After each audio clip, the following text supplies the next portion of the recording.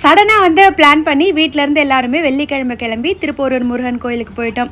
திருப்போரூருக்கு இன்னொரு பேருமே இருக்கு. அது வந்து சமராபுரி அப்படின்னு சொல்லுவாங்க. அப்பன் முருகன் வந்து 3 இடத்துல போர் புரிஞ்சாரு. அதுல ஒரு இடம் தான் திருப்போரூர். இங்க வந்து முருகப்பெருமான் ஆகாயத்துல போர் புரிஞ்சாரு. இந்த கோயில்ல இருக்க மூலவர் கந்தசுவாமி வந்து சுயம்பு மூர்த்தியாக எழுந்தருளியவர்.